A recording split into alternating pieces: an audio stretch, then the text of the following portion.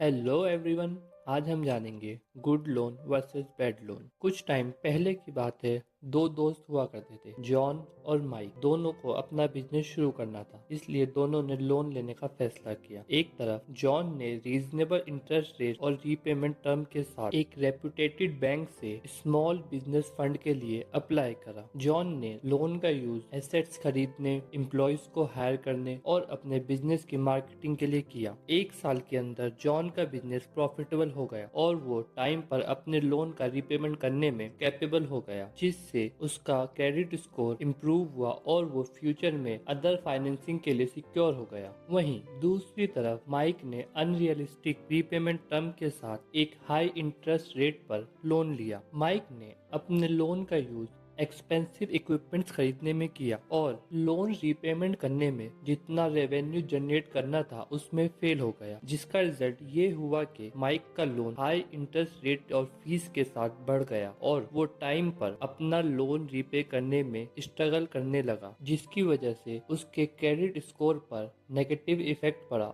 और जिससे फ्यूचर में उसके लिए अदर लोन्स लेना मुश्किल हो गया। समय के साथ जॉन का बिजनेस ग्रो होने लगा और उसे अपने बिजनेस को एक्सपेंड करने के लिए और भी एडिशनल फंडिंग की जरूरत पड़ी, क्योंकि जॉन का क्रेडिट स्कोर बहुत अच्छा था, जिसकी वजह से वो अदर लोन लेने में कामयाब हो गया। उसी के अपोजिट माइक का बिजनेस उसके हाई लेवल ऑफ डेट की वजह से फेल हो गया। उसे अपना बिजनेस बंद करके बैंकक्रप्ट फाइल करना पड़ा। तो दोस्तों, जॉन और माइक की story good versus bad loan के इम्पोर्टेंस को दिखाती है। गुड लोन फाइनेंशियल गोल को अचीव करना इजी बनाता है और हमारे क्रेडिट स्कोर को इम्प्रूव करने में एक इम्पोर्टेंट टूल हो सकता है, जबकि बैड लोन फाइनेंशियल डिफिकल्टीज और लॉन्ग टर्म कॉन्सिक्वेंस को जन्म दे सकती है। लोन लेते टाइम लोन के टर्म्स और रिस्क के पोटेंशियल को जानना बहुत जरूरी है, जिससे आप अपना फाइनेंशियल गोल अचीव कर पाए। लोन अच्छा है या बुरा, ये कुछ फैक्टर्स पर डिपेंड करता है, जैसे purpose of loan, term and condition of loan और borrower's ability to repay the loan. तो चलिए एक एक करके हम इन फैक्टर्स के बारे में डिटेल में जानते हैं।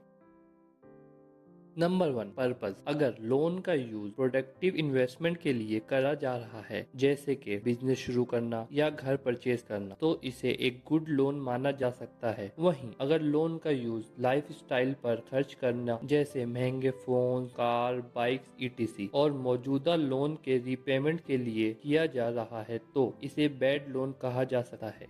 Second, interest rate. Interest rate loan के लिए एक इम्पोर्टेंट फैक्टर है। अगर इंटरेस्ट रेट कम है तो एक गुड लोन हो सकता है, क्योंकि लोन लेने वाला लोन के टाइम पीरियड के दौरान कम इंटरेस्ट पे करेगा, और अगर इंटरेस्ट रेट हाई है तो लोन बैड लोन हो सकता है, क्योंकि लोन लेने वाला ज्यादा इंटरेस्ट पे करेगा। Third point, fee and charges. Loan में बहुत से एक्स्ट्रा और हिडन चार्जेस होते हैं, जैसे ऑर्गेनाइजेशनल फी और अर्ली रीपेमेंट पेनल्टी, जो लोन को कम इफेक्टिव बना सकते हैं। इसलिए हमें हमेशा लोन लेते टाइम इन चीजों को बारीकी से समझ लेना चाहिए और इनके डॉक्यूमेंट्स को ध्यान से पढ़ना चाहिए, ताकि हमें पता चल सके कि कोई एक्स्ट्रा और हिडन चार्जेस तो नहीं है। Fourth point, borrowers credit worthiness. Loan लेने वाले की लोन रीपेमेंट करने की एबिलिटी इम्पोर्टेंट फैक्टर है। अगर लोन लेने वाले का क्रेडिट हिस्ट्री अच्छा है और वो लोन को चुकाने की क्षमता रखता है,